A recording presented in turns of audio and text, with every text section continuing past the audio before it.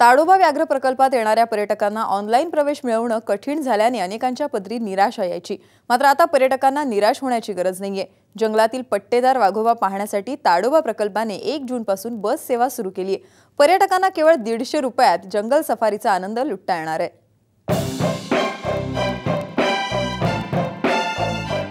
उन्हाळ्याची चाहूल लागताच चंद्रपूर जिल्ह्यातील ताडोबा व्याघ्र प्रकल्पाकडे पर्यटकांची पावलं वळतात।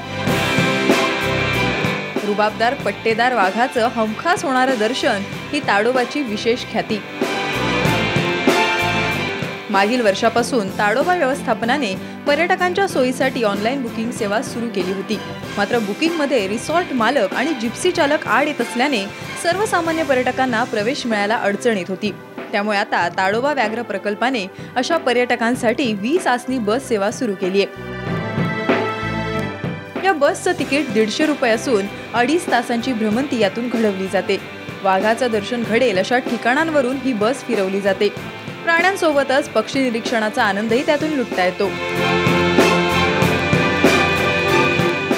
प्रवास सुरू करताना आम्हाला वाघ दिसला, अलग प्राणी दिसले, त्याला बघून आम्हाला खूप आनंद झाला। 150 रुपये पर तिकीट होती, त्याच्यापेक्षा 150 रुपयापेक्षा खूप काही बघायला मिळालं। मी आतापर्यंत पिंजऱ्यामध्ये वाघ बघितले, पण आज खुल्या याच्यात बघितला, खूप आनंद आला, सुंदर वाटलं। ताडोबामध्ये प्रवेशासाठी कोलारा, खडसंगी आणि मोहर्ली ही 3 प्रवेशद्वार आहेत। त्यापैकी मोहर्ली गेटवर सर्वाधिक गर्दी असते। यामुळे इथूनच ही बस सेवा सुरू करण्यात आली आहे। त्यामुळे आता पर्यटकांनी पाऊस सुरू होण्यापूर्वी एकदा ताडोबाला भेट देण्यास हरकत नाही। कॅमेरामन अनिल ठाकरे आणि संजय तुमरामसह ब्युरो रिपोर्ट, साम टीव्ही, चंद्रपूर।